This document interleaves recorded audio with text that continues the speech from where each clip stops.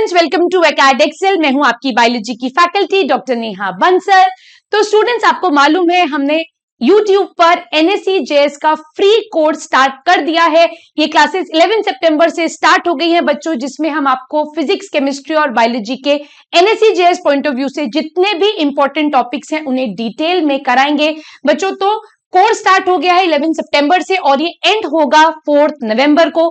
इसके बीच में बच्चों हम आपके फाइनल टेस्ट लेंगे और साथ साथ में जैसे ही कोर्स खत्म हो जाएगा हम आपके 2 फुल सिलेबस मॉक टेस्ट लेंगे बच्चों। इसका पूरा डिटेल्ड प्लानिंग हमने कर रखी है, तो आप देख सकते हैं कि ये पूरा प्लानर है आपके सामने। इस प्लानर को आप डाउनलोड कर सकते हैं। इसका लिंक जो है वो डिस्क्रिप्शन बॉक्स में मेंशन्ड है, वहां से आप इसे डाउनलोड करिए और देखिए कि किस तरीके से आप अपनी पूरी प्रिपरेशन हमारे साथ बहुत आराम से कर सकते हैं। साथ साथ में बच्चों, इस कोर्स की सबसे खास बात है कि जो भी टॉपिक हम आपको YouTube पर पढ़ाएंगे उसके साथ एक एसोसिएटेड असाइनमेंट भी हम आपको देंगे।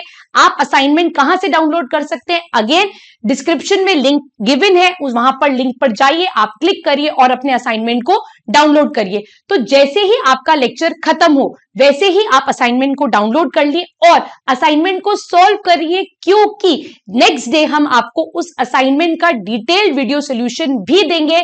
तो इंतजार मत करिए बच्चों, फटाफट से जुड़िए एकेड एक्सेल के साथ। तो स्टूडेंट्स, आज जो चैप्टर अपन NSE-JS के लिए डिस्कस करने वाले हैं that is excretory products and it's elimination, which is a part of human physiology. NSE-JS में वेटेज की बात करूं बच्चों तो बहुत ज्यादा क्वेश्चन इस चैप्टर से नहीं पूछे गए हैं, बट रीसेंट टाइम पर अगर आप देखोगे तो क्वेश्चंस पूछना स्टार्ट हो गया है स्पेसिफिकली एपिथेलियम के बारे में। तो इस चैप्टर को अपन डिस्कस करना स्टार्ट करते हैं। क्या लर्निंग ऑब्जेक्टिव्स रहेंगे हमारे? We will discuss about human excretory system, nephron, urine formation, counter current mechanism, और इतना सब पढ़ने के बाद we would be able to apply the concepts and solve all NSE-JS level question. तो बच्चों पढ़ना स्टार्ट करते हैं excretory products and their elimination.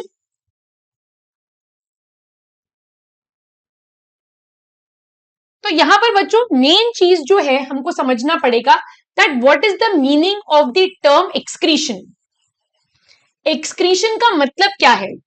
So excretion का मतलब होता है बच्चों removal of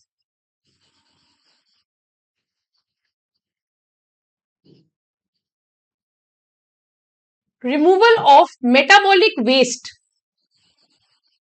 from the body. Metabolic waste का मतलब हमारी बॉडी के अंदर कंटिन्यूअसली केमिकल रिएक्शंस चल रहे हैं जिसकी वजह से कुछ एंड प्रोडक्ट्स बनेंगे। ये एंड प्रोडक्ट्स जो है बच्चों या तो हमारे काम के होते हैं या फिर टॉक्सिक होते हैं। काम के हैं तो बॉडी स्टोर कर लेगी और और अगर टॉक्सिक है तो उनको हमें एलिमिनेट कराना पड़ेगा और उसी एलिमिनेशन को क्या कहा गया है बच्चों? एक्सक्रीशन कहा गया है। इस एक्सक्रीशन के प्रोसेस में जो मेन मेटाबॉलिक वेस्ट हमारी बॉडी में प्रोड्यूस होते हैं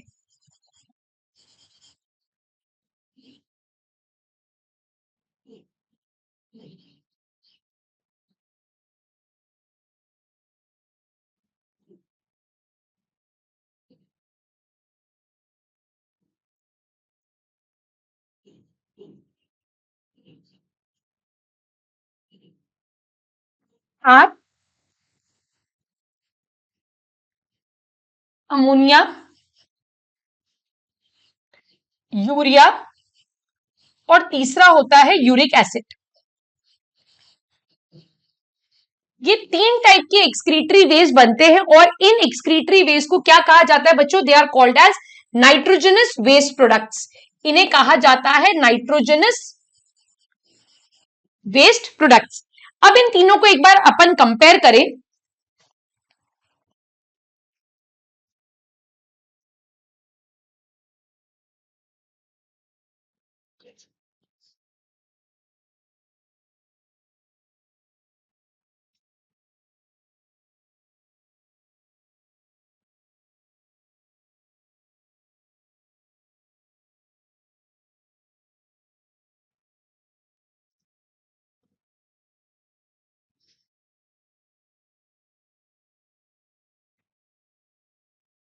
So if we talk of ammonia,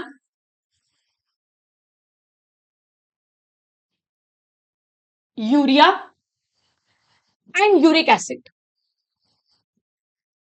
so ammonia जो है it is the most toxic of all the three.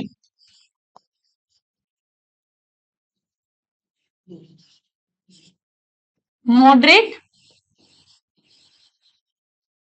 Uric acid least toxic, therefore can be stored in the body, can be stored in body for longer duration। most toxic है, have to be eliminated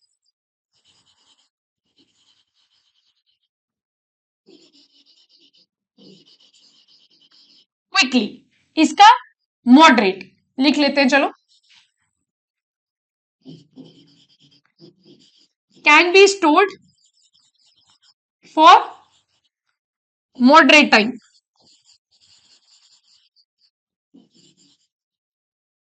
अब ये इतना toxic है that means इसके elimination के लिए large quantity of water चाहिए।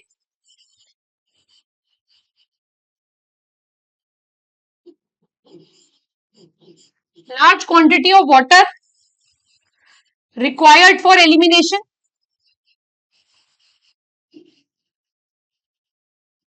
यहां पर लीस्ट और यहां पर वापस से मॉडरेट। ये हाईली सॉल्यूबल इन वाटर है,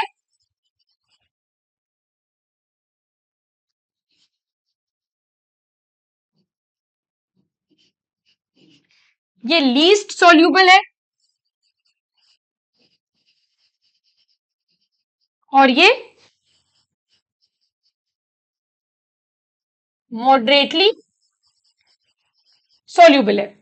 ऑर्गेनिजम्स जो अमोनिया को एक्सक्रीट करते हैं, ऑर्गेनिजम्स जो अमोनिया को एक्सक्रीट करते हैं they are called as ammonotelic.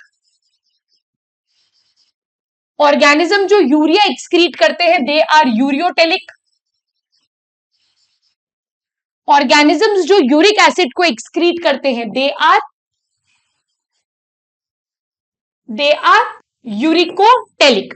अब अमोनोटेलिक कौन होंगे? जिनके पास लार्ज क्वांटिटी में पानी प्रेजेंट है, जैसे कि एक्वाटिक एनिमल्स मेनली अमोनोटेलिक है, मैमल्स जो है, ह्यूमंस जो है वो यूरियोटेलिक है, और बर्ड्स और रेप्टाइल्स जो है बच्चों वो होते हैं uricotelic. So this is the classification on the basis of types of excretory products which is eliminated from the body.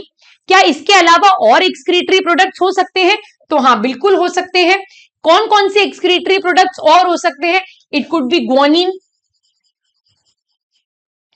ठीक है, hippuric acid,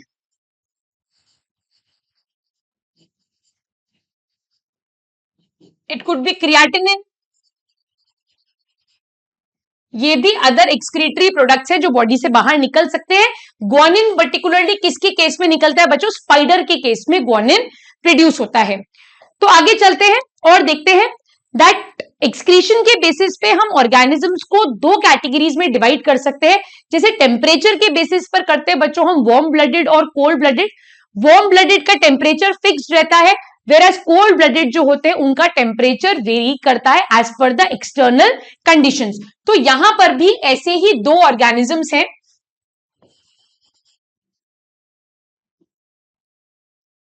on the basis of osmolarity. Organisms जो है बच्चों वो दो टाइप के हो सकते हैं, देखो।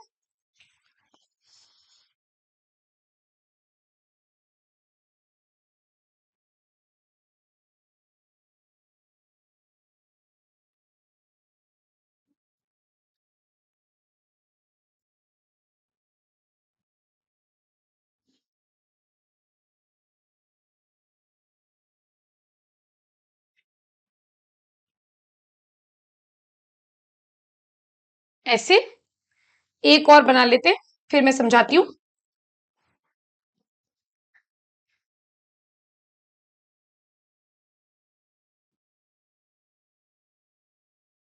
ठीक है, तो ये एक ग्राफ अपन ने प्लॉट किया है बच्चों।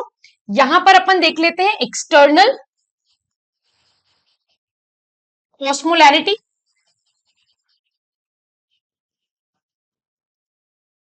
ये होगा इंटरनल एनवायरमेंट, इंटरनल एनवायरमेंट। तो यहां पर तीन तरह के ग्राफ अपने को देखने के लिए मिल रहे हैं। तो ये होते हैं बच्चों partial osmo conformers,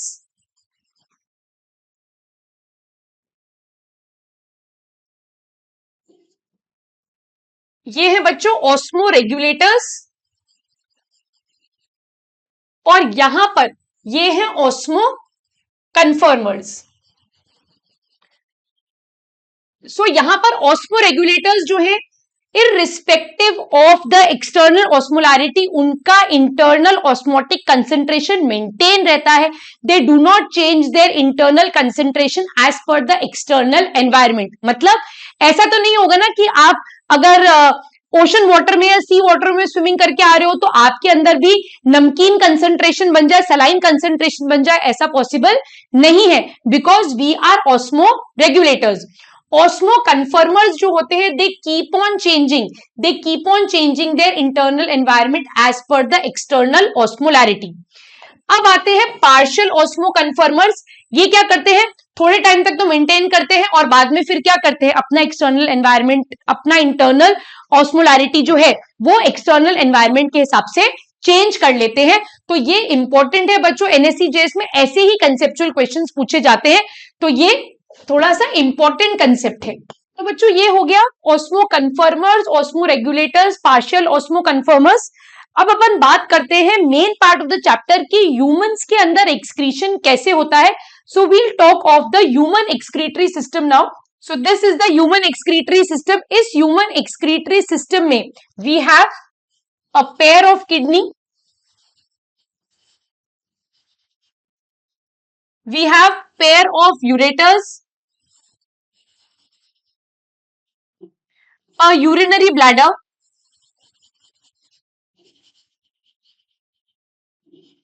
and a urethra। सो ये है। अब इसका अपन एक डायग्राम बनाते हैं और चीजों को समझते हैं, फिर अपन एनसीईआरटी के डायग्राम को देखेंगे। So we have a pair of kidney,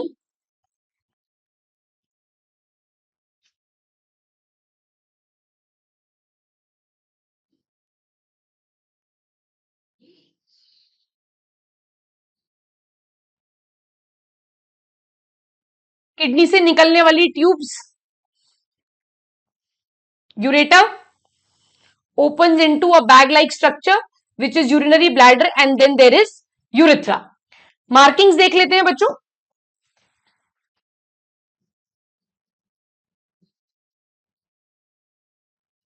ये किडनी है लेफ्ट साइड की,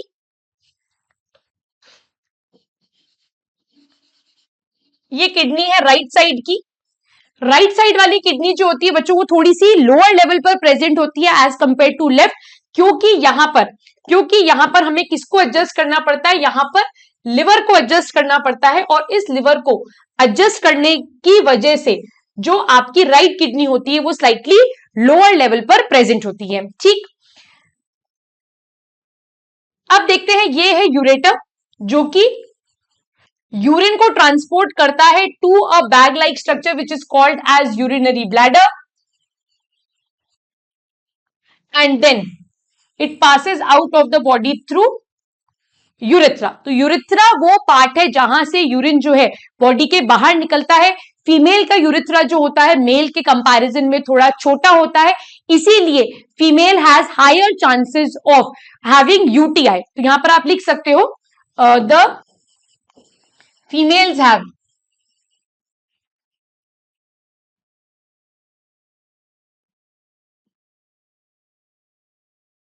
smaller urethra in comparison to males. ठीक, अब यहां पर ब्लड वेसल्स को अगर अपन देखें तो यहां से आती है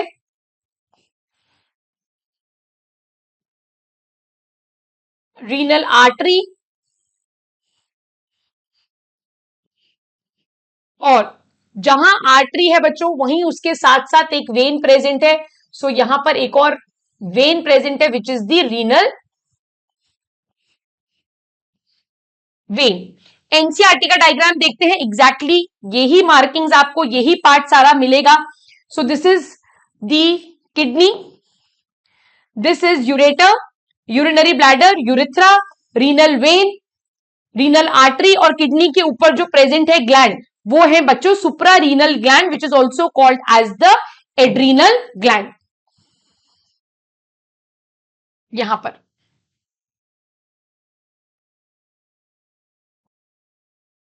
इसकी ब्रांचिंग ऊपर ले लो.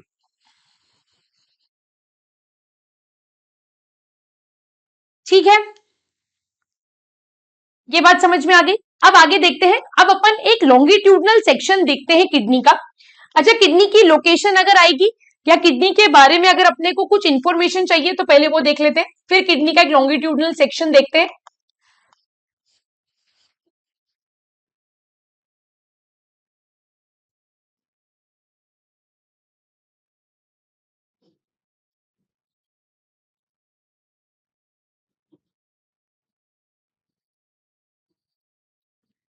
Kidney is located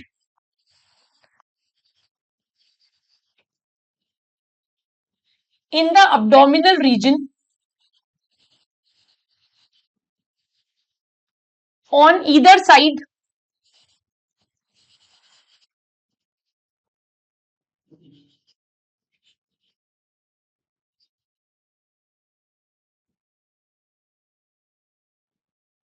on either side of vertebral column.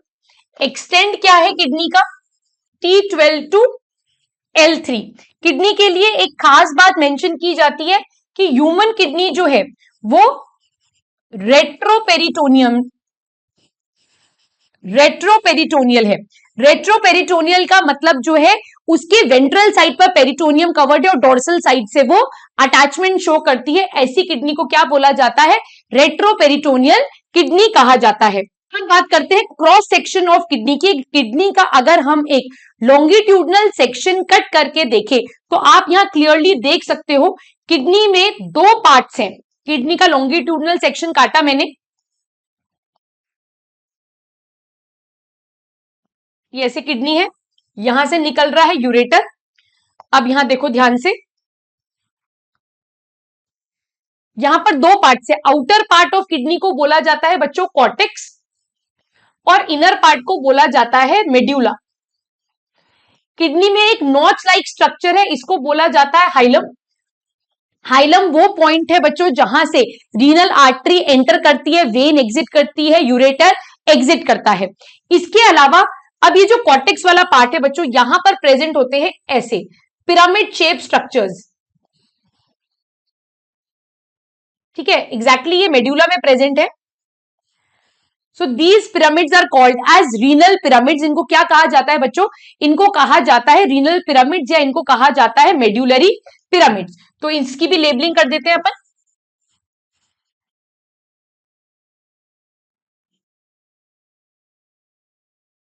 ये क्या हो गए? Medullary pyramid. अब आप ध्यान से देखो, कुछ पार्ट ऑफ द कॉर्टेक्स जो है, कुछ पार्ट ऑफ द कॉर्टेक्स जो है वो इन रीनल पिरामिड्स या इन मेडुलरी पिरामिड्स के बीच में प्रेजेंट है. यहां देखो, ये पूरा कॉर्टेक्स है और कॉर्टेक्स का कुछ हिस्सा यहां रीनल पिरामिड के बीच में प्रेजेंट है. And this is called as column of Bertini. इसको क्या कहा जाता है बच्चों? This is called as column of Bertini.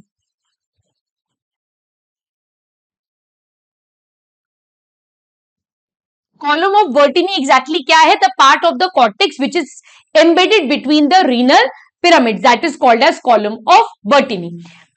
Renal pyramid के नीचे, रीनल पिरामिड के नीचे ऐसे स्ट्रक्चर्स हैं. These are called as papillas. इनको कहते हैं पैपिला. पैपिला ओपन होता है बच्चों माइनर केलिक्स में.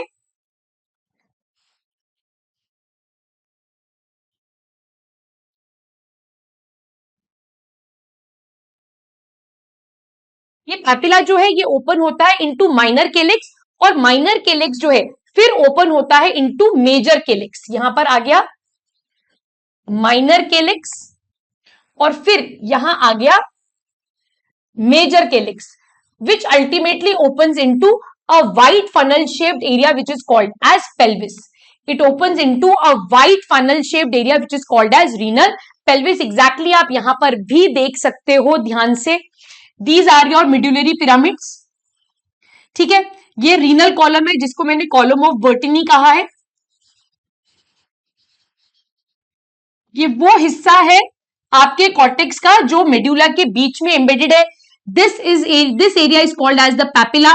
पैपिला ओपन होता है माइनर केलिक्स में, फिर ये ओपन होता है मेजर केलिक्स में, which ultimately opens into renal pelvis. और रीनल पेल्विस जो है बच्चों वो कहां ओपन करता है? It opens into the ureter. और यहां पर ही हमारे क्या प्रेजेंट होते हैं बच्चों? किडनी की फंक्शनल यूनिट प्रेजेंट होती है यहां पर ही, and that functional unit of kidney is called as nephron.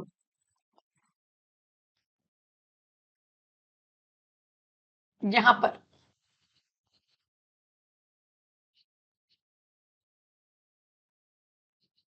ऐसे प्रेजेंट होते हैं,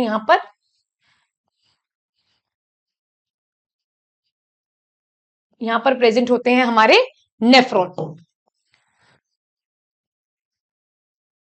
सो कुछ पार्ट ऑफ द नेफ्रॉन जो है बच्चों वो कॉर्टेक्स में प्रेजेंट है, और कुछ पार्ट ऑफ द नेफ्रॉन जो है वो मेड्यूला में डिप इन प्रेजेंट होता है, deep inside the medulla present होता है, और वो होता है लूप ऑफ हेनले. यहां पर अगर अपन बनाए,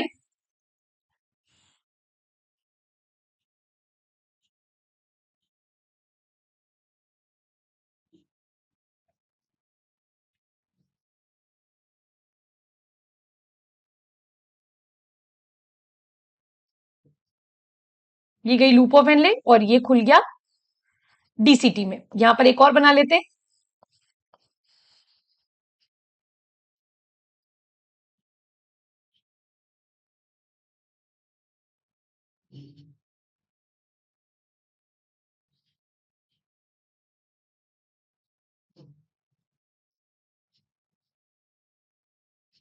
ठीक है, इस तरह से ये नेफ्रॉन यहां पर प्रेजेंट है, and this is the longitudinal section of kidney. Kidney इतना डेलिकेट स्ट्रक्चर है बच्चों, दैट मीन्स इसको 100% प्रोटेक्शन रिक्वायर्ड है. अब प्रोटेक्शन के लिए किडनी के पास 3 लेयर्स प्रेजेंट है. किडनी के बाहर एक लेयर प्रेजेंट होती है, this is called as capsule, thick होती है. इस कैप्सूल के बाहर, इस कैप्सूल के बाहर यहाँ एडिपोज टिश्यू प्रेजेंट है जो कि इसे प्रोटेक्शन देगा, और इसके भी बाहर यहां एक लेयर प्रेजेंट है, दिस लेयर इज फेशिया. तो किडनी इस तरीके से 3 लेयर से प्रोटेक्टेड है. One is called as the capsule,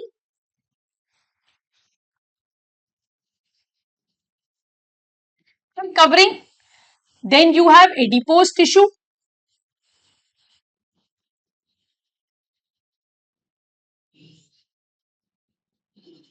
then you have fascia.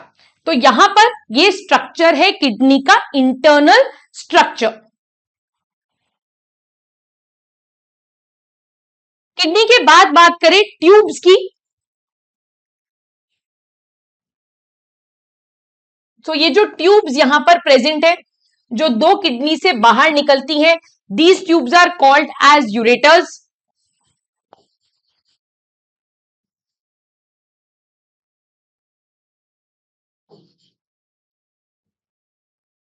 They are called as ureter. इनका काम क्या है?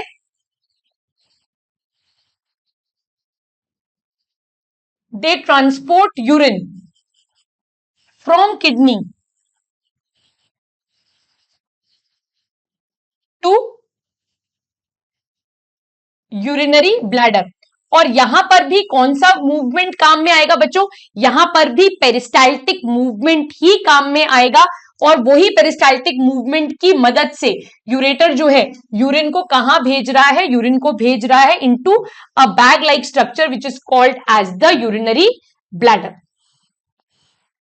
ठीक है, आगे बात करते हैं नेक्स्ट स्ट्रक्चर की, विच इज यूरिनरी ब्लैडर. ये वो स्ट्रक्चर है जो कि यूरिन को स्टोर कर रहा है. So this is a bag like structure.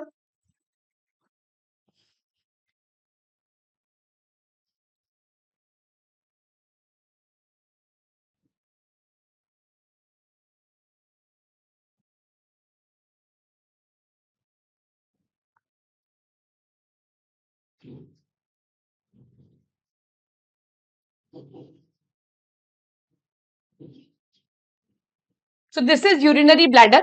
ये क्या करता है बच्चों, ये यूरिन को स्टोर करने का काम करता है, यूरिन को अपने अंदर भरकर रखता है। इसकी खास बात है that it is lined by a epithelium and the name of the epithelium is transitional epithelium.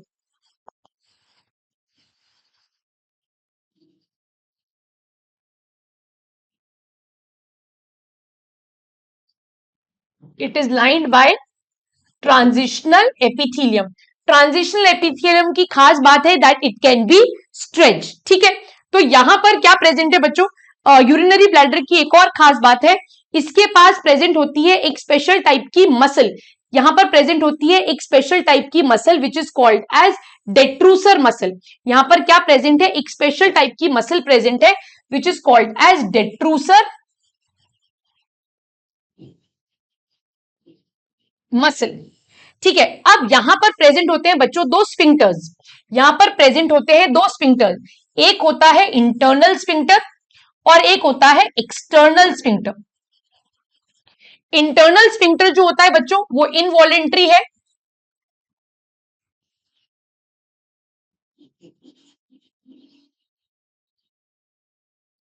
और एक्सटर्नल स्फिंक्टर जो है वो वॉलेंट्री है, वो हमारे कंट्रोल में है। अब यूरिनरी ब्लैडर के पास बच्चों स्पेशल रिसेप्टर्स प्रेजेंट है which are called as stretch receptors. ये स्ट्रेच रिसेप्टर्स जो हैं ये हमारे सेंट्रल नर्वस सिस्टम को क्या करते हैं बच्चों, एक सिग्नल भेजते हैं जब ब्लैडर पूरा यूरिन से भर जाता है and then there is the urge to urinate. That urge या the passing of the urine from the body is then called as micturition. ठीक है, उस मिक्चुरेशन के टाइम पर, उस मिक्चुरेशन के टाइम पर बच्चों हमारा ब्लैडर जो है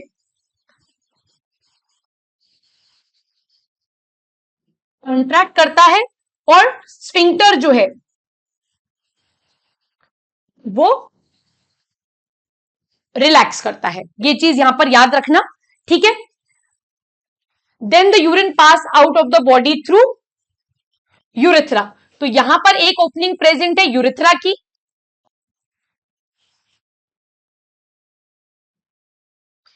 यहां पर एक ओपनिंग प्रेजेंट है यूरेथ्रा की, और यहां पर दो ओपनिंग्स प्रेजेंट होती हैं जो कि कहां से आ रही हैं, which is coming from the ureter. तो यहां पर एक ट्राइंगल बन जाता है, यहां पर एक ट्राइंगल बन जाता है जिसको ट्राइगोन ऑफ यूरिनरी ब्लैडर भी कहा जाता है। This is also called as trigone of urinary bladder, trigone of urinary bladder. ठीक, आगे बात करते हैं नेक्स्ट इंपॉर्टेंट टॉपिक की, which is the nephron, which is the structural and functional unit of kidney. ये वो पार्ट है किडनी का जहां पर एक्चुअली में यूरिन का फॉर्मेशन हो रहा है, ब्लड का फिल्ट्रेशन हो रहा है। So what is a nephron, it is the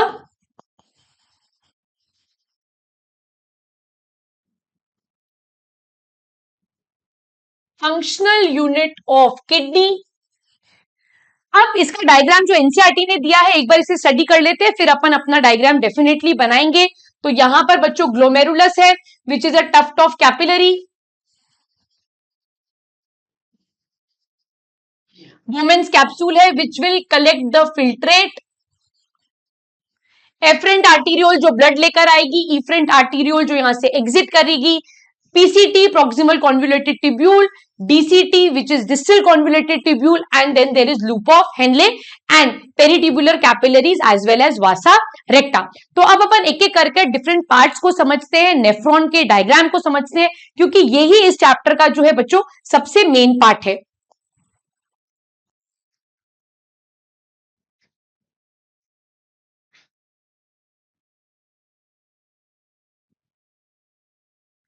so ये एक कप शेप स्ट्रक्चर है विच इज बोमेन्स कैप्सूल। इस बोमेन्स कैप्सूल से निकलती है एक tube which is called as PCT, then there is ऐसे U-shaped tube, there is DCT and then it opens into collecting duct। but collecting duct जो है बच्चों वो नेफ्रॉन का हिस्सा नहीं है, ये बात अपने दिमाग में एकदम फिट कर लेना, that collecting duct is not a part of nephron. यहां पर जो ब्लड वेसल ब्लड लेकर आई, दैट इज एफरेंट आर्टीरियोल। यहां पर ये डिवाइड हुई इनटू बंच ऑफ कैपिलरीज, जिसको हमने बोला ग्लोमेरुलस। यहां पर ग्लोमेरुलस रीयूनाइट हुआ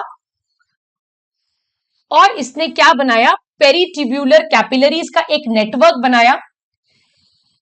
ये पेरीट्यूब्यूलर कैपिलरीज का network over loop of Henle is called as Vasa,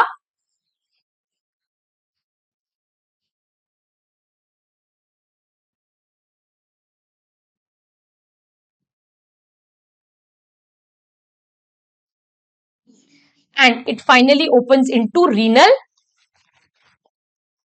vein. This is your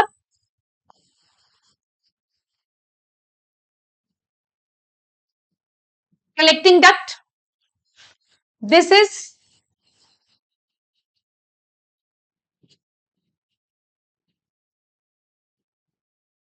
Bowman's capsule. This is efferent arteriole.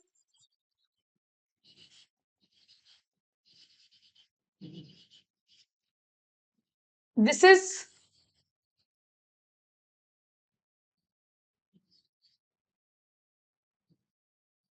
efferent arteriole. This is glomerulus. This is PCT. This is DCT.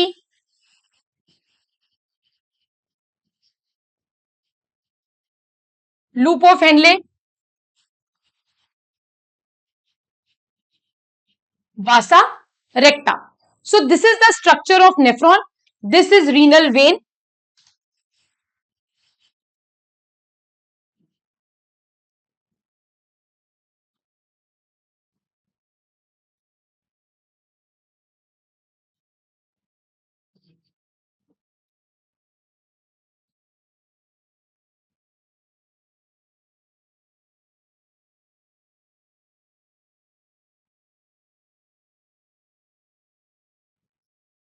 This is renal vein.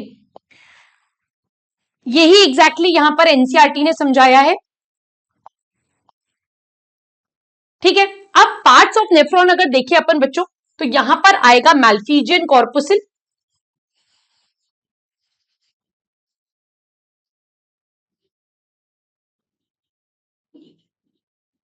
उसमें आएगा अपना Bowman's capsule,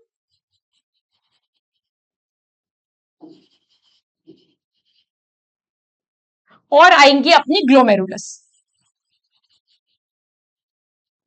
फिर आएगा अपना Malpighian tubules,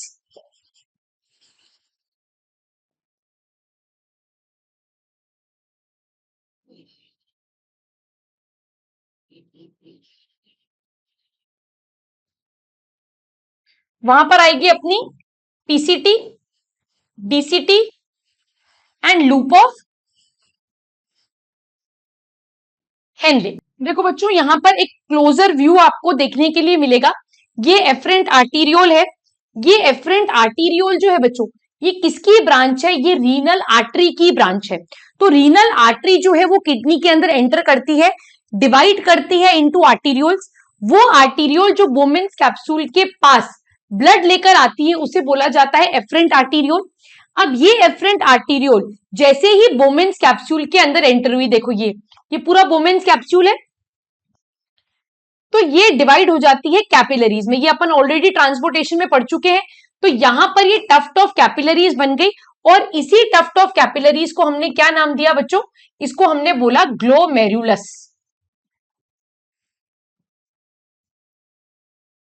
इसको हमने नाम दिया ग्लोमेरुलस। ठीक, अब नॉर्मल सिचुएशन अगर होती तो ये जो कैपिलरीज है ये जुड़कर क्या बनाती बच्चों, ये जुड़कर बनाती वेन्यूल, वेन्यूल जुड़कर बनाती वेन। बट यहां पर एक एक्सेप्शन है, यहां पर कैपिलरीज वापस से जुड़कर क्या बना रही है बच्चों, ये वापस से जुड़कर एक आर्टीरियोल बना रही है, और उस आर्टीरियोल का नाम है इफरेंट आर्टीरियोल। अब अगर आप ध्यान से देखो,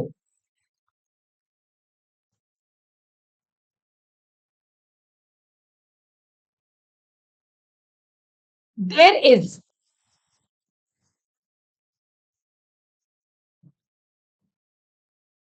difference in the diameter of afferent and efferent arteriole. Efferent arteriole का साइज जो है वो इफरेंट से,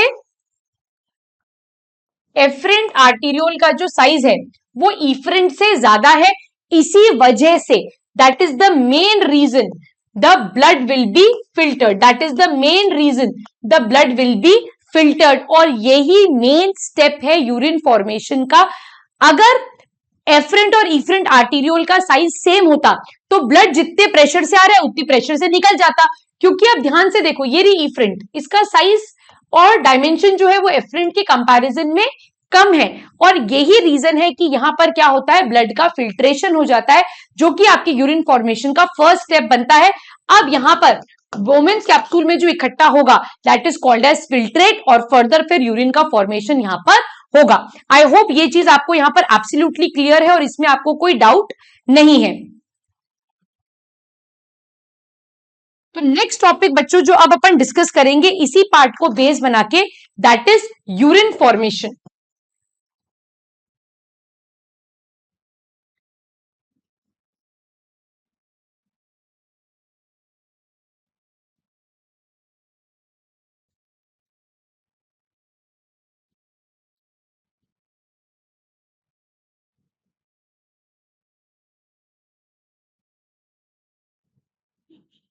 The steps of urine formation are: first is ultrafiltration,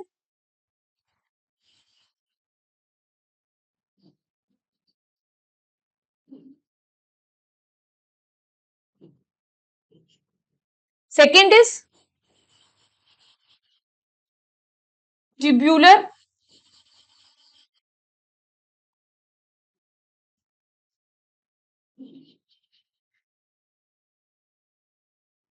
reabsorption, and third is tubular secretion. ये तीन स्टेप्स है यूरिन फॉर्मेशन के, एक एक करके इनको डिस्कस करते हैं। तो the first step is ultra filtration.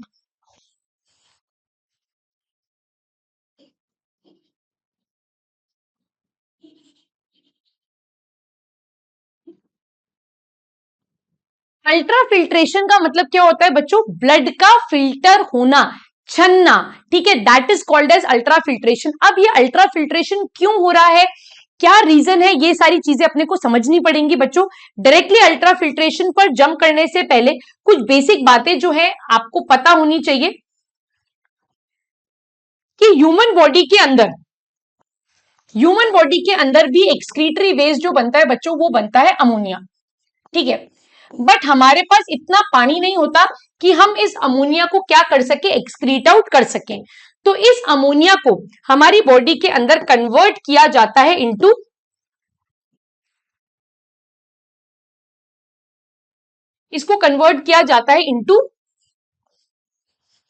Urea. और ये पूरा प्रोसेस कहां होता है बच्चों, this takes place inside the liver.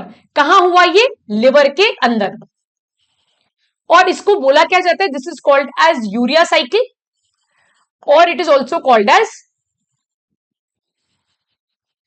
Ornithine cycle. तो कई बार क्वेश्चन आता है कि कौन सी ब्लड वेसल के अंदर यूरिया का कंसेंट्रेशन ज्यादा होगा, और ऑप्शंस आते हैं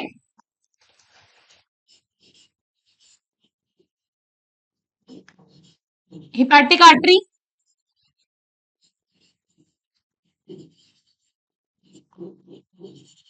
हिपैटिक पोर्टल वेन, एक आता है हिपैटिक वेन, और एक आता है रीनल वेन।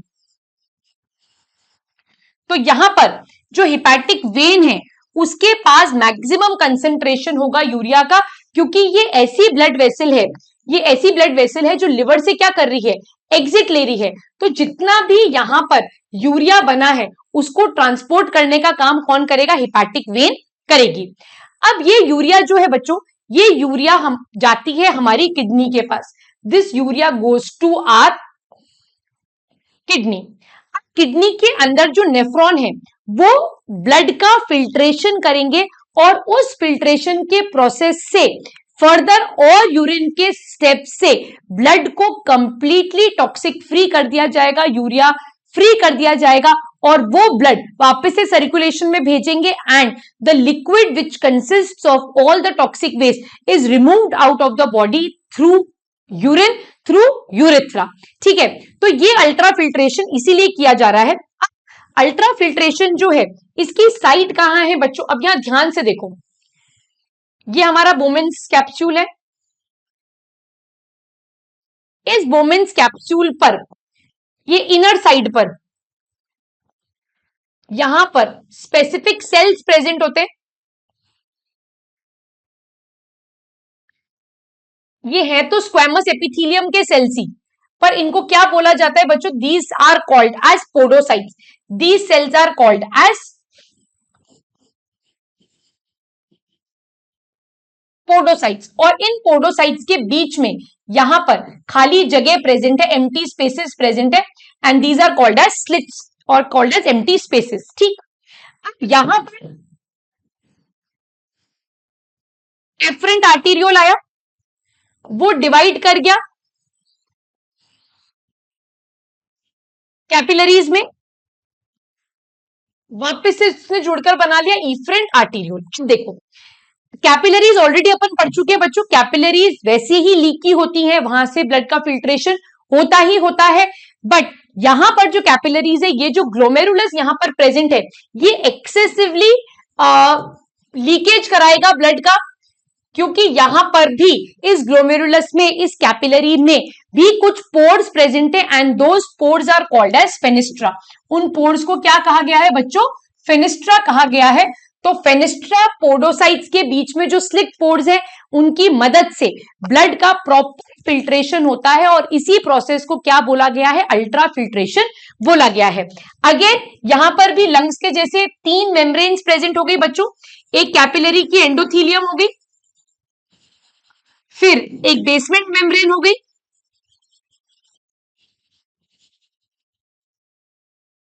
और तीसरा वुमेन्स कैप्सूल की लेयर हो गई जिसमें स्पेशलाइज सेल्स हैं पोडोसाइट्स। तो ये 3 मेम्ब्रेन्स हैं जिनके थ्रू ब्लड का फिल्ट्रेशन हो रहा है। एक और बहुत इंपॉर्टेंट चीज, ब्लड का फिल्ट्रेशन जो हो रहा है बच्चों, ये प्रेशर ड्रिवन है।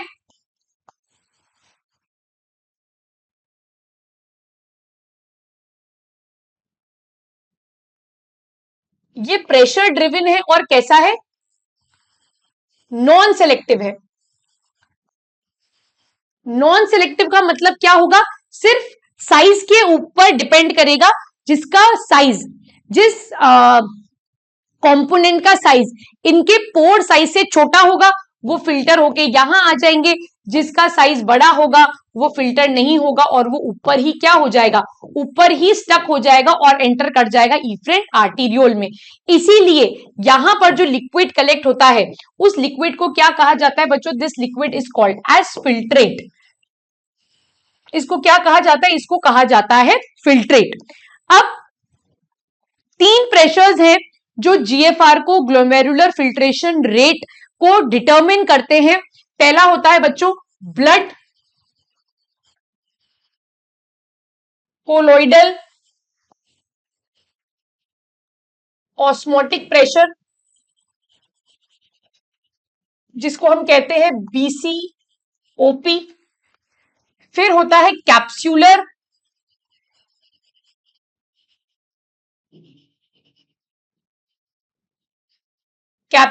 Hydrostatic pressure,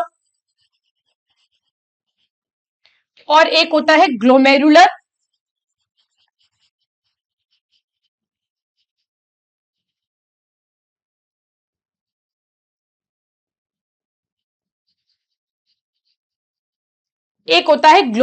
hydrostatic pressure.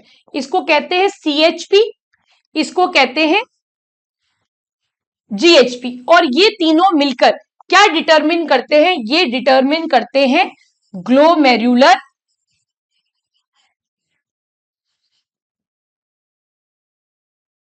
Glomerular filtration rate which is called as the GFR। और GFR जो है बच्चों वो है 125 ml पर मिनट। अब कैसे कैलकुलेट होता है, क्या कैलकुलेट होता है, उसको एक एक करके अब अपन स्टडी करते हैं। प्लस ये BCOP कैप्सुलर हाइड्रोस्टैटिक प्रेशर और ग्लोमेरुलर हाइड्रोस्टैटिक प्रेशर क्या है, इसको भी अब अपन स्टडी करते हैं। तो सबसे पहले अपन देखते हैं BCOP, ये अराउंड 30 mm ऑफ Hg है। देखो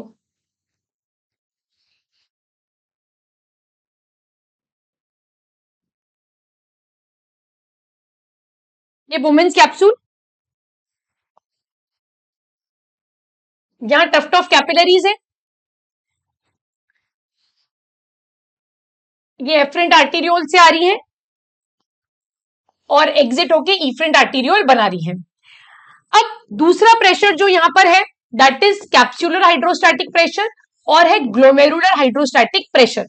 ग्लोमेरुलर हाइड्रोस्टैटिक प्रेशर क्या होगा बच्चों, इस ग्लोमेरुलस के अंदर प्रेशर है जो कि ब्लड का फिल्ट्रेशन करवाना चाह रहा है, क्योंकि ब्लड लाने वाला पाइप तो बड़ा है पर ब्लड को ले जाने वाला पाइप छोटा है, तो वो चाहता है कि यहां से ब्लड का फिल्ट्रेशन हो जाए। So that pressure is called as glomerular hydrostatic pressure. ये एक पॉजिटिव प्रेशर है। This will favour filtration. ये अराउंड 60 mm ऑफ Hg होगा। अब बात करते हैं ब्लड कोलोइडल ऑस्मोटिक प्रेशर की। ये एल्ब्यूमिन एक्सर्ट करता है और ये क्या करेगा, ये एक नेगेटिव इफेक्ट डालेगा और ये ब्लड के फिल्ट्रेशन को रोकने की कोशिश करेगा ताकि ब्लड यहीं पर रिटेन रहे और फिल्टर ना हो। तो ये नेगेटिव इन्फ्लुएंस डाल रहा है। कैप्सुलर हाइड्रोस्टैटिक प्रेशर का मतलब क्या हुआ बच्चों, कि बोमेन्स कैप्सूल के अंदर जब फिल्ट्रेट इकट्ठा हो गया तो ये और लिक्विड को आने से और फिल्ट्रेट को आने से रोकेगा and this is called as capsular hydrostatic pressure. ये अराउंड 10 mm ऑफ Hg है।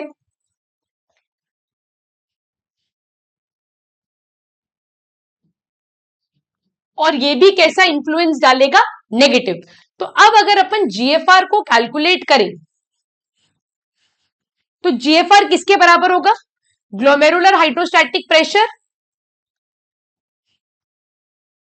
BCOP plus capsular hydrostatic pressure के, ये नंबर आएगा। सो नेक्स्ट जो अपन डिस्कस करेंगे बच्चों that is very important part which is called as tubular reabsorption and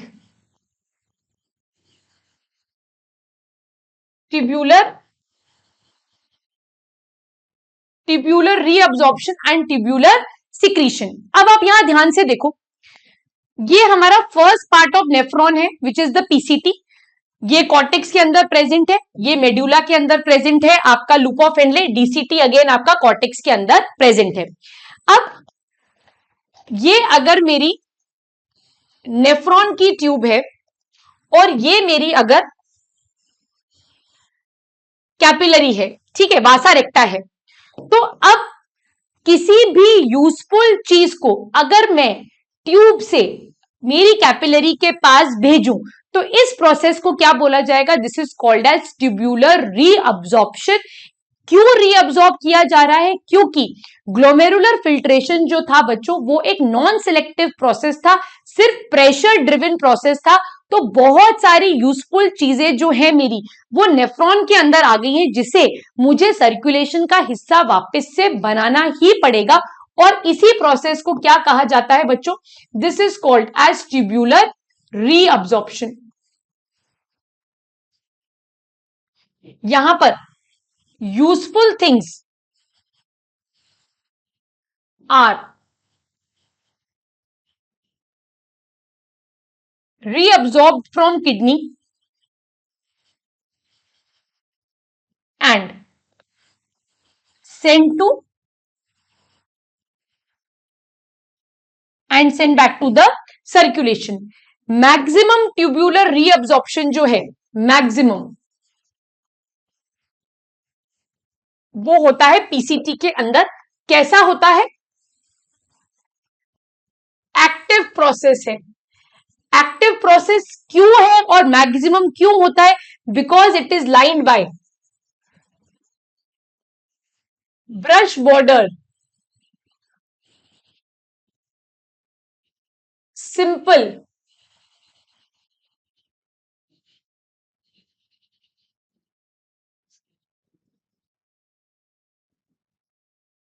brush border simple cuboidal epithelium. अब अपन देखते हैं किन किन चीजों का रीअब्जॉर्प्शन हो रहा है। जितने भी एरो बाहर की तरफ जा रहे हैं बच्चों, वो क्या इंडिकेट कर रहे हैं? रीअब्जॉर्प्शन को। तो पीसीटी से देखो, न्यूट्रिएंट सारे रीअब्जॉर्ब होंगे, जिसमें मेनली आएगा ग्लूकोज और आएगा amino acid, K plus, water, bicarbonate, sodium chloride, इन सब चीजों का एक्टिव रीअब्जॉर्प्शन होगा। सोल्यूट जैसे ही जाएंगे उसको वाटर ऑटोमेटिकली फॉलो कर लेगा। तो यहां पर जो आपकी फिल्ट्रेट का कंसेंट्रेशन है वो कैसा रहेगा बच्चों? आइसोटोनिक ही रहेगा। अब फिल्ट्रेट लूप ऑफ हेनले पे आया। ये डिसेंडिंग लूप ऑफ हेनले है which is permeable only to water. ये सिर्फ और सिर्फ वाटर का रीअब्जॉर्प्शन करेगी। जब ये असेंडिंग पर आएगा तो it is permeable only to salt. तो यहां पर सोडियम क्लोराइड का रीअब्जॉर्प्शन होगा। ये डिसेंडिंग लिम्ब ऑफ हेनले है।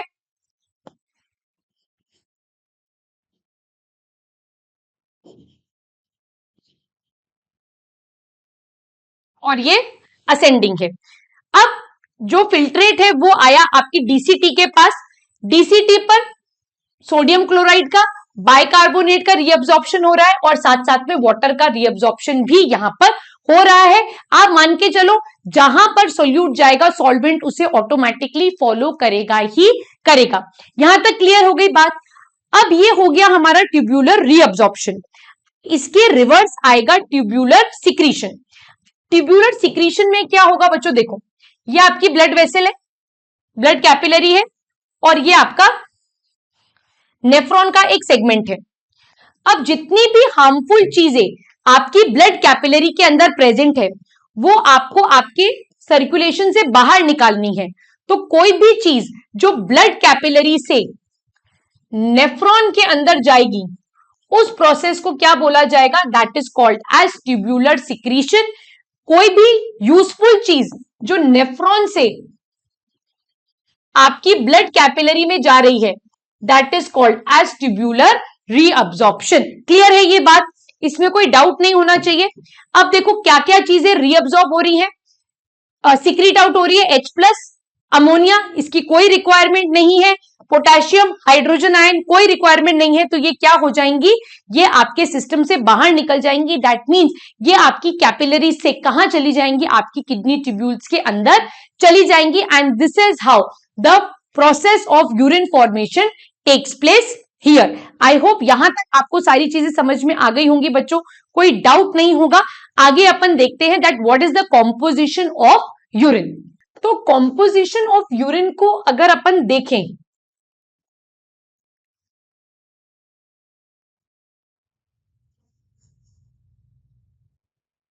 सो यहां पर मेजर कॉम्पोजिशन जो है, मेजर कॉन्स्टिट्यूएंट ऑफ यूरिन जो है वो है वाटर। इसके अलावा यूरिया 2.5% है ना, अराउंड 9.3 टू 25.3 ग्राम पर लीटर, कुछ ऐसे इसका कैलकुलेशन आता है। एंड अदर वेस्ट में, अदर वेस्ट भी 2.5%, जिसमें आ जाएगा आपका क्लोराइड आयन, सोडियम आयन, यहां पर आ जाएगा थोड़ा क्रिएटिनिन, कुछ ड्रग्स जो यूरिन से एलिमिनेट हो रहे हैं, अदर्स। ठीक है, सो ये आपका कॉम्पोजिशन ऑफ यूरिन रहेगा। अब यहां पर इंपॉर्टेंट चीज ये है बच्चों, मैंने आपको बताया था कि जीएफआर कितना है? 125 ml पर मिनट, यानी in a day around 180 litre of blood is filtered. But इतना यूरिन बॉडी के बाहर निकलता नहीं है। सोचो 180 लीटर यूरिन अगर निकलेगा तो पूरा पानी क्या जलजला आ जाएगा, बाढ़ आ जाएगी। सो यूरिन आउटपुट है कितना, urine output in a day it is around 1 to 1.5 litres in a day, या फिर आप कुछ बुक्स में देखोगे 1.5 to 1.8 लीटर्स पर डे भी है, depending upon the water intake. तो ये 180 लीटर्स से इतना लो क्यों हो रहा है, बिकॉज मेजर रीअब्जॉर्प्शन,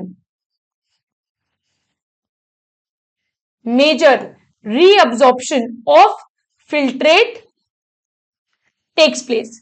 फिल्ट्रेट का मेजर टाइम रीअब्जॉर्प्शन हो रहा है, इसीलिए ये वॉल्यूम जो है इतना लो प्रोड्यूस हो रहा है। ठीक है, आगे देखते हैं next important topic that is called as concentration of the filtrate और it is called as counter current mechanism.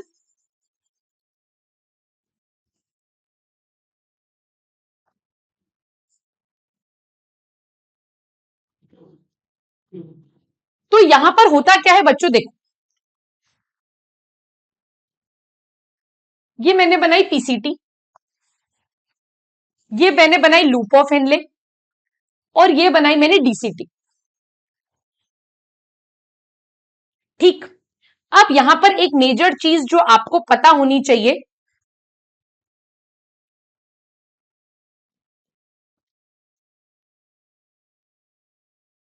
कि ये ऐसे डिवाइडेड है। इसका मतलब क्या है, ये आपका कॉर्टेक्स है और ये आपका यहां पर मेड्यूला है। पीसीटी और डीसीटी जो है आपके, ये आपके कॉर्टेक्स में है और लूप ऑफ हेनले जो है आपका डीप मेड्यूला के अंदर एम्बेडेड है। अब जब फिल्ट्रेट इस पीसीटी के अंदर आता है तो अपन ऑलरेडी डिस्कस कर चुके हैं कि यहां से कुछ सोल्यूट बाहर जाते हैं और सोल्यूट के साथ साथ वाटर का भी रीअब्जॉर्प्शन होता है। तो यहां पर हमारा ब्लड या फिल्ट्रेट जो है उसका कंसेंट्रेशन कैसा रहता है पीसीटी के अंदर, पीसीटी के अंदर बच्चों आइसोटोनिक कंडीशंस मेंटेन्ड होती हैं और इसका 3 मिली ऑस्मोल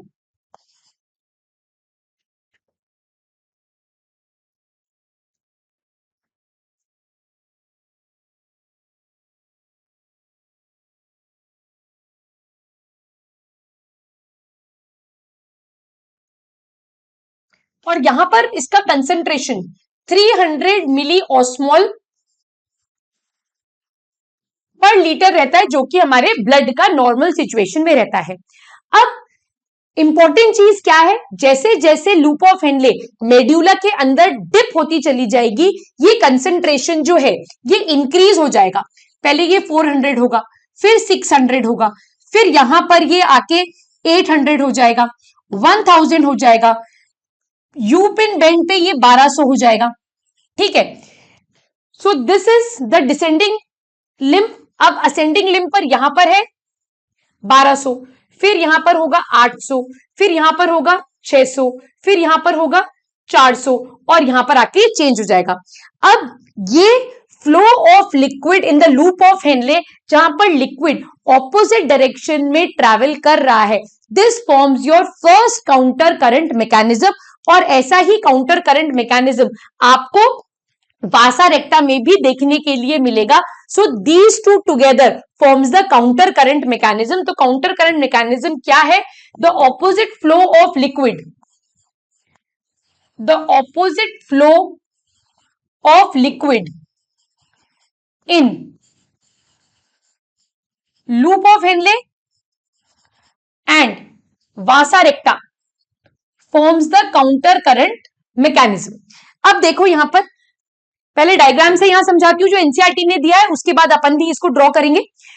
अब जैसे ही ये लिक्विड लूप ऑफ हेनले में आता है तो ये डिसेंडिंग लिम्ब ऑफ हेनले है which is permeable to water, तो वाटर रीअब्सॉर्ब होने लगता है। धीरे धीरे जब वाटर यहां से रीअब्सॉर्ब होने लगेगा, देखो यहां से पानी जब बाहर जाने लगेगा, ये पानी गया, पानी गया, पानी बाहर गया, पानी बाहर गया, पानी बाहर गया, तो जैसे जैसे पानी बाहर जाएगा अंदर का जो कंसेंट्रेशन है वो रिड्यूस होता चला जाएगा, हाइपरटोनिक एनवायरनमेंट क्रिएट होता चला जाएगा। तो जो लूप ऑफ हेनले है उसका कंसेंट्रेशन क्या होगा, 300 से चेंज होके पहले होगा 400, फिर चेंज होगा 600, फिर होगा 800, फिर होगा 1000 और फिर होगा 1200. तो this will match with the concentration which is present in the interstitial fluid. तो ये यहां पर क्या है, इंटरस्टिशियल फ्लूइड है या इंटरस्टिशियम है. तो इंटरस्टिशियल फ्लूइड से ये मैच हो गया. तो यहां पर क्या आ गया बच्चों, यहां पर आ गया बहुत सारा पानी, यहां पर आ गया बहुत सारा पानी. अब देखिए रिवर्स होगा. रिवर्स कैसे होगा, अब जैसे ही ये फ्लूइड डिसेंडिंग लिम्ब में जाएगा, जैसे ही ये फ्लूइड डिसेंडिंग लिम्ब में जाएगा, ठीक है, असेंडिंग लिम्ब में जाएगा, तो ये परमिएबल है सिर्फ और सिर्फ आयंस के लिए, सॉल्ट्स के लिए. तो यहां से सोल्यूट बाहर निकलेंगे. तो देखो यहां से NaCl बाहर निकला, NaCl बाहर निकला, NaCl बाहर निकला. तो जैसे जैसे ये NaCl बाहर निकलेगा, जैसे जैसे यहां से NaCl बाहर निकलेगा, कंसेंट्रेशन, ये NaCl, NaCl, NaCl, NaCl, ये NaCl बाहर निकला, NaCl बाहर निकला, NaCl बाहर निकला, NaCl यहां से बाहर निकला. तो जैसे जैसे यहां से NaCl बाहर निकलेगा,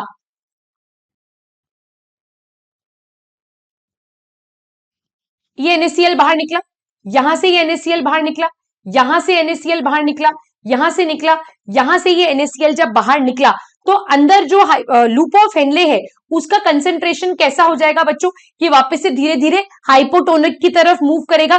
पहली बार जब निकला तो 1200 से 1000 होगा, फिर 800 होगा, फिर 600 होगा और फिर 400 होगा.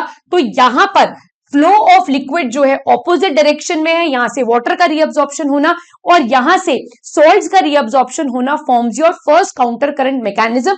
और यहां पर आप यूरिन को या आप अपने फिल्ट्रेट को नॉर्मल कंसेंट्रेशन से 4 गुना तक क्या कर सकते हो, आप उसे कंसेंट्रेट कर सकते हो. This is the power of your loop of Henley. अब ये जो फिल्ट्रेट है ये कहां पहुंचा, आपकी डीसीटी के पास. कहां पहुंचा, डीसीटी के पास. In normal circumstances, in normal situation, जब बॉडी के अंदर कोई यूनिक चीज नहीं हो रही है, तब भी डीसीटी पर एल्डोस्टेरोन काम करता है. डीसीटी पर एल्डोस्टेरोन काम करता है और क्या करता है, सोडियम का रीअब्जॉर्प्शन करवा लेता है. क्या कर लेता है, सोडियम का रीअब्जॉर्प्शन करा लेता है. अगर यहां पर सोडियम का रीअब्जॉर्प्शन हो रहा है तो यहां पर अंदर फ्लूइड जो है वो कैसा हो जाएगा, हाइपोटोनिक हो जाएगा, डाइल्यूट हो जाएगा. देखो यहां पर भी एग्जैक्टली यही दे रखा है. ये NaCl रीअब्सॉर्ब हुआ, सोल्यूट रीअब्सॉर्ब हुआ, तो यहां पर वाटर का भी रीअब्सॉर्प्शन हो गया. ठीक है, हाइपोटोनिक हुआ, जैसे ही हाइपोटोनिक हुआ सोल्यूट को पीछे वाटर ने भी क्या करा, फॉलो कर लिया. यहां तक बात समझ में आई. अब यहां डीसीटी पर बच्चों एक और बहुत इंपॉर्टेंट रोल प्ले होता है. ठीक है, that is of the hormone ADH. ADH जो है वो पोस्टीरियर पिट्यूटरी से आता है. ठीक है, पोस्टीरियर. अच्छा, ये हाइपोटोनिक वर्ड से कंफ्यूज मत हो जाना. सोल्यूट जब रीअब्सॉर्ब होते हैं तो हाइपोटोनिक होता है, फिर वाटर भी यहां पर क्या हो जाएगा, रीअब्सॉर्ब हो जाएगा. So don't get confuse with the words. Okay, अब एडीएच यहां पर काम करता है और एडीएच क्या करता है, मेनली डीसीटी और सीटी पर वाटर चैनल्स लगा देता है, एक्वा चैनल्स लगा देता है, जहां से बहुत ज्यादा वाटर का रीअब्सॉर्प्शन होगा एंड हाइपरटोनिक यूरिन जो है वो बॉडी से पास होगा. जो यूरिन है वो हाईली कंसेंट्रेट हो जाएगा. तो एडीएच का एक्शन भी यही डीसीटी पर होता है. फर्दर अगर मैं इस नेफ्रॉन को कंटिन्यू करूं तो डीसीटी जो है बच्चों को ओपन होती है into CT. CT is not a part of CT is not a part of nephron, ये अपन ऑलरेडी डिस्कस कर चुके हैं. अब सीटी से कुछ अमाउंट ऑफ यूरिया, सीटी से कुछ अमाउंट ऑफ यूरिया जो है वो इंटरस्टिशियल फ्लूइड में जाता है. अब जैसे ही ये इंटरस्टिशियल फ्लूइड में जाता है तो ये क्या करेगा, it will promote more reabsorption of water. ये जैसे इंटरस्टिशियल फ्लूइड में गया, इंटरस्टिशियल फ्लूइड क्या हो गई, हाइपरटोनिक हो गई. हाइपरटोनिक हो गई तो क्या होगा, और ज्यादा वाटर का रीअब्सॉर्प्शन होगा. कहां से, कलेक्टिंग डक्ट से. तो यहां से और वाटर का रीअब्सॉर्प्शन होगा. सो फर्दर कंसंट्रेटेड यूरिन जो है वो बॉडी के बाहर जाएगा और ये यूरिया जो है ये वापस से लूप ऑफ हेनले में चला जाता है और वापस से एक्सक्रीट आउट हो जाएगा. और इसी साइकिल को क्या कहा जाता है बच्चों, this is called as urea recycling. This is called as urea recycling. ठीक, अब यहां पर काउंटर करंट मैकेनिज्म का मतलब क्या हुआ बच्चों? अब ये जो पूरा लूप ऑफ हेनले है, this is surrounded by Vasa रेक्टा also. ये किससे सराउंडेड है? वासा रेक्टा से सराउंडेड है। अब यहां पर आप ध्यान से देखो, तो जितना भी NaCl है जो आपकी ascending limb of loop of Henley से बाहर निकला है, वो कहां चला जाता है बच्चों? वो चला जाता है आपकी वासा रेक्टा में। ये चला गया वासा रेक्टा में।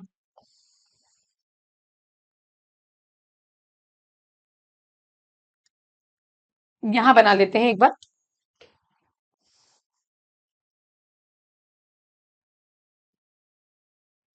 ये लूप ऑफ हेनले है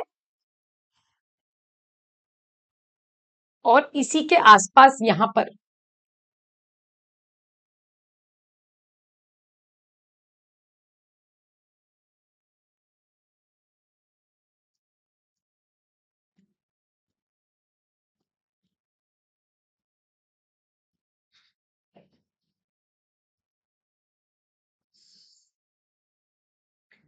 ये लूप ऑफ हेनले है और ये यहां पर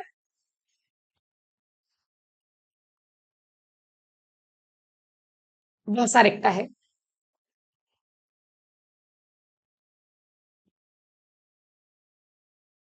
ठीक है, अब यहां से जितना भी NaCl बाहर निकला वो किसके अंदर एंटर कर गया? वासा रेक्टा के अंदर एंटर कर गया। ठीक है, तो अब वासा रेक्टा जैसे जैसे नीचे की तरफ जाएगा, यहां पर सोडियम क्लोराइड का कंसेंट्रेशन बढ़ता चला जाएगा। जैसे जैसे सोडियम क्लोराइड का कंसेंट्रेशन बढ़ता चला जाएगा, वासा रेक्टा का कंसेंट्रेशन क्या होगा? क्योंकि यहां पर तो ब्लड आ रहा है, वो 300 मिली ओस्मोल,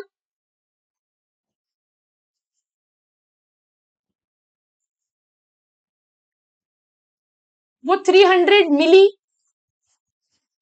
ओस्मोल पर लीटर के हिसाब से आ रहा है। बट उसमें अगर सोडियम क्लोराइड अंदर एंटर होगा तो हाइपरटोनिक कंडीशंस होंगी, तो इसका कंसेंट्रेशन जो है वो 400 होगा, फिर 600 होगा, फिर 800 होगा, फिर 1000 होगा और अल्टीमेटली क्या हो जाएगा? 1200 हो जाएगा, which will match with your interstitial thing.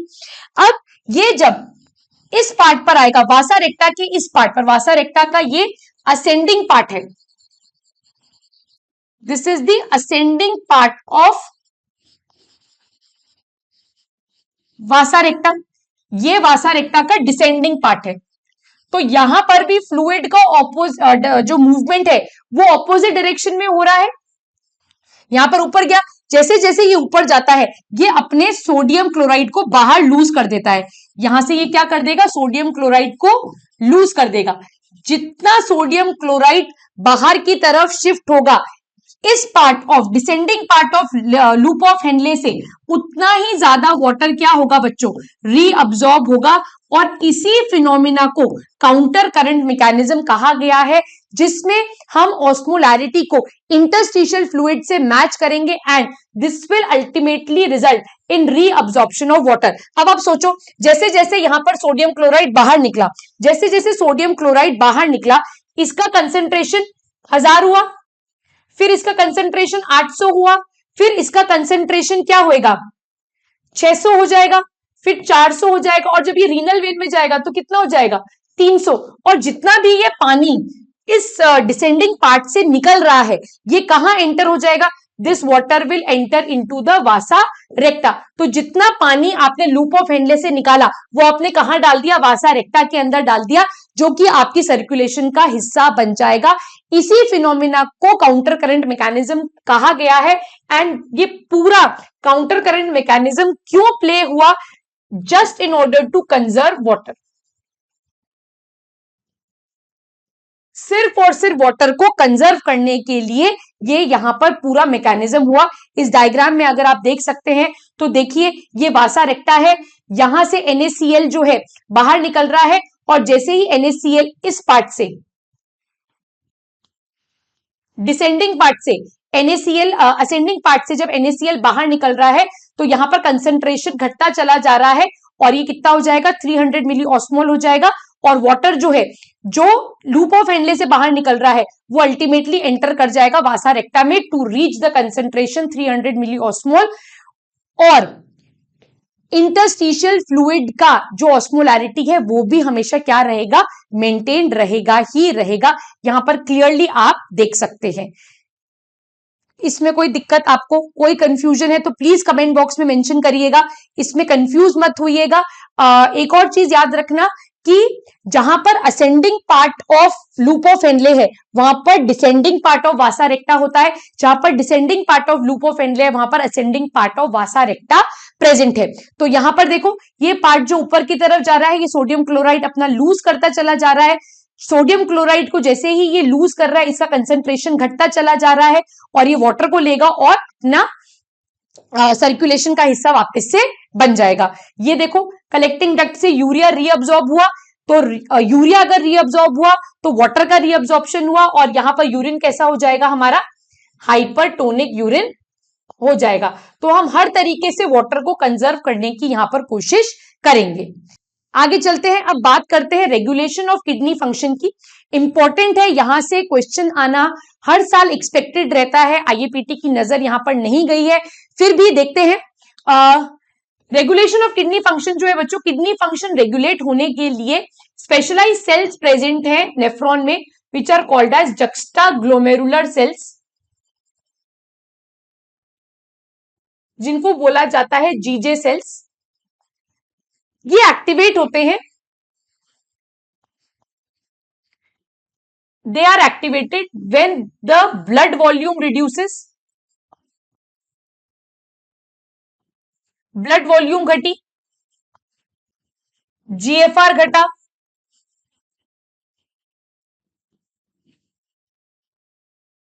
Blood pressure fall हुआ, तो ये जक्स्टाग्लोमेरुलर सेल्स जो है ये एक्टिवेट होते हैं और ये प्रोड्यूस करते हैं एक एंजाइम जिसका नाम है रेनिन। ठीक है, तो ये रेनिन क्या करेगा, ये बहुत सारा इंपॉर्टेंट काम करेगा और इस मैकेनिज्म को हम कहते हैं बच्चों रास सिस्टम। रास का फुल फॉर्म है रेनिन एंजियो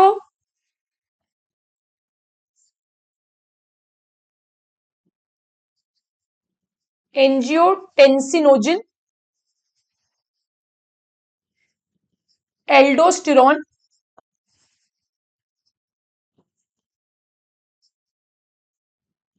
सिस्टम। तो यहां पर जीजे सेल्स जो हैं वो रेनिन प्रोड्यूस करते हैं ब्लड के अंदर। ये रेनिन क्या करेगा, ये लिवर से प्रोड्यूस करवाएगा एंजियोटेंसिन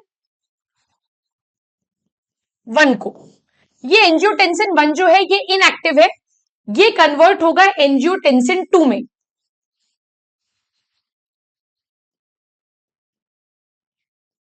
ये कन्वर्ट होगा एंजियोटेंसिन 2 में, किसकी प्रेजेंस में, रेनिन की प्रेजेंस में। अब ये एंजियोटेंसिन 2 जो है ये भी जब भी जीएफआर फॉल होगा जक्स्टाग्लोमेरुलर सेल्स जो है ये प्रोड्यूस करते हैं रेनिन। ये रेनिन क्या करेगी, लिवर से प्रोड्यूस होगा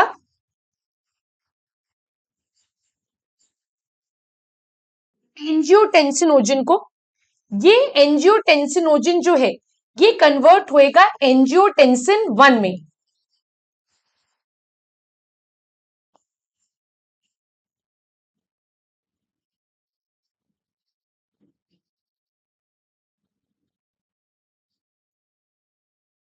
किसकी प्रेजेंस में, रेनिन। ये एंजियोटेंसिन 1 जो है ये भी पार्शियली एक्टिव होता है, इसका कंप्लीट एक्टिव फॉर्म है एंजियोटेंसिन 2। किसकी प्रेजेंस में, एसीई की प्रेजेंस में एंजियोटेंसिन कन्वर्टिंग एंजाइम। और ये कहां से आता है बच्चों, ये आता है हमारी लंग्स से। अब ये जो एंजियोटेंसिन 2 है, ये एंजियोटेंसिन 2 जो है अब ये काम करेगा और अल्टीमेटली हमारी बॉडी में ब्लड प्रेशर को बढ़ाएगा, ब्लड वॉल्यूम को बढ़ाएगा।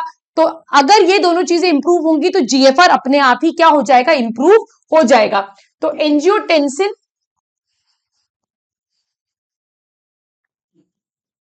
2 ये क्या कराएगा, सबसे पहले किडनी पर सुप्रारीनल ग्लैंड से एल्डोस्टेरॉन को प्रोड्यूस करवाएगा, जिससे सोडियम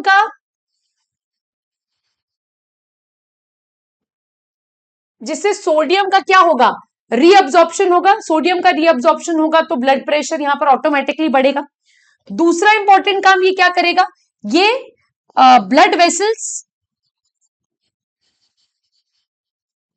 वेसल्स को कंस्ट्रिक्ट करवाएगा। ब्लड वेसल्स अगर कंस्ट्रिक्ट होंगे तो ब्लड प्रेशर अपने आप बढ़ेगा। तीसरी इंपॉर्टेंट चीज ये क्या करवा रहा है बच्चों, ये इफरेंट आर्टीरियोल को कंस्ट्रिक्ट करा देगा, छोटा करवा देगा। याद करो ये वुमेन्स कैप्सूल था,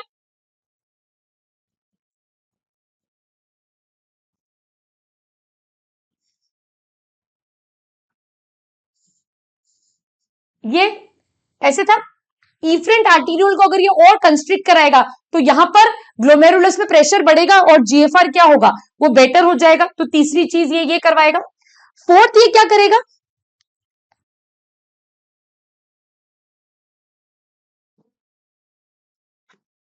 फोर्थ ये हमारे ब्लड में जो ऑस्मो रिसेप्टर्स प्रेजेंट है,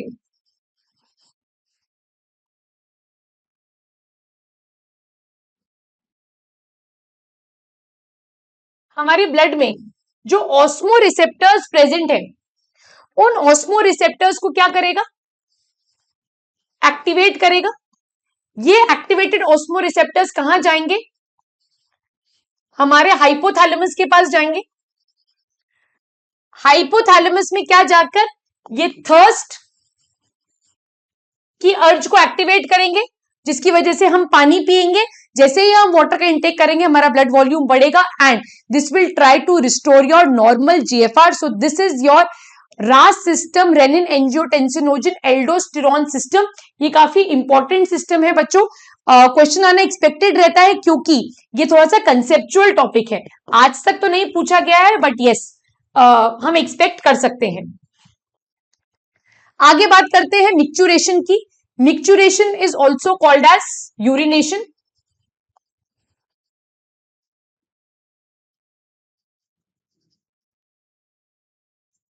also called as urination. It is the act of या the process of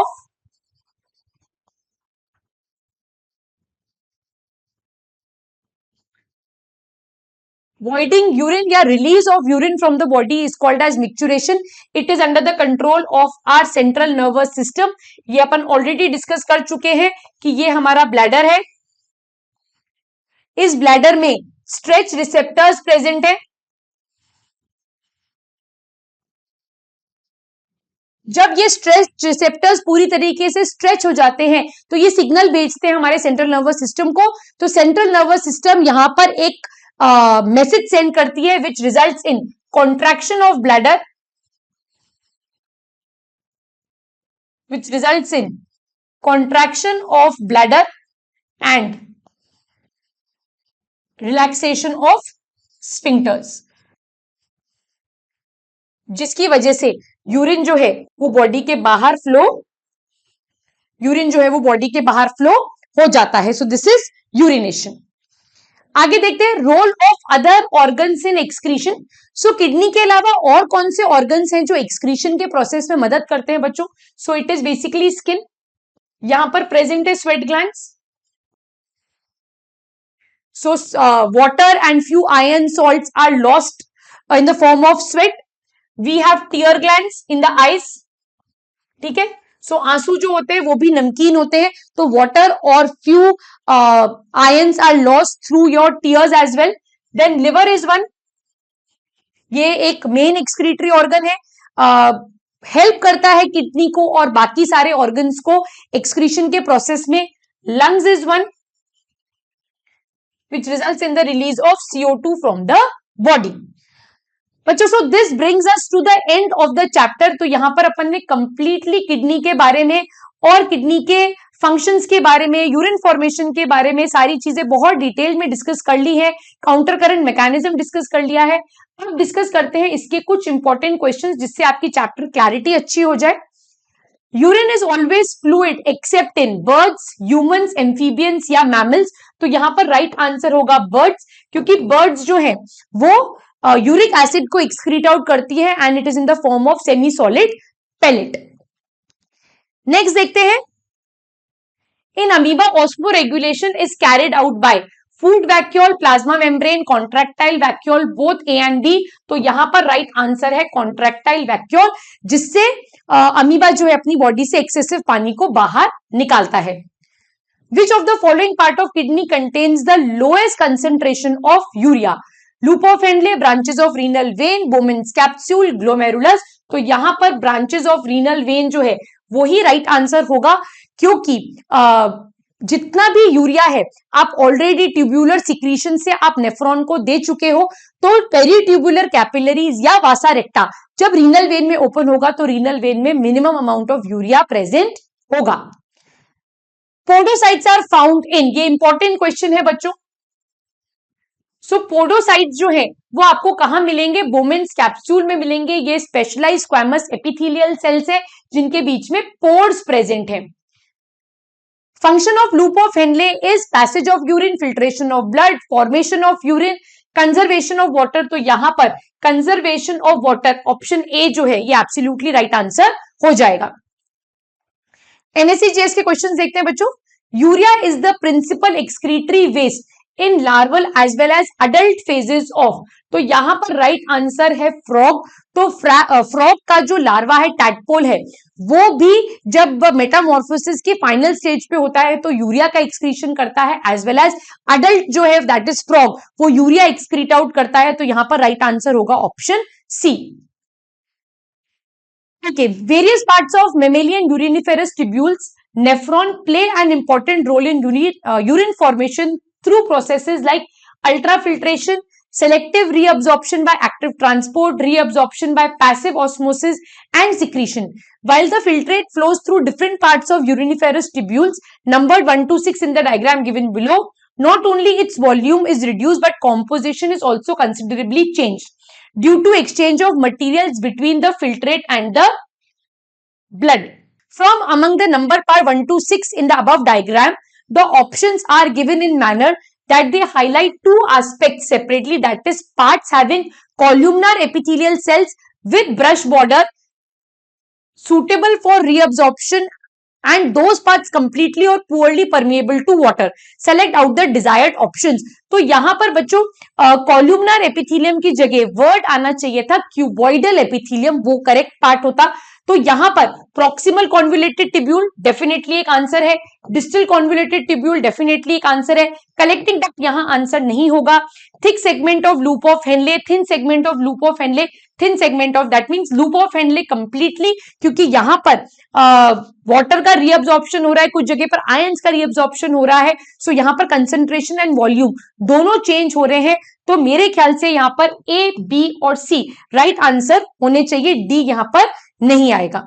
सो बच्चों this brings us to the end of the discussion. So जो भी लर्निंग ऑब्जेक्टिव्स अपन ने डिसाइड किए थे वो कंप्लीटली पूरे हो चुके हैं। We have discuss about excretory system, nephron, urine formation, counter current mechanism. बच्चों तो आप इस चैप्टर को एनसीईआरटी से पढ़िए, छोटा चैप्टर है, कंसेप्चुअल चैप्टर है। किसी भी पार्ट पे अगर डाउट है तो please do mention in the comment box section. Till then अच्छे से पढ़ाई करिए। All the best.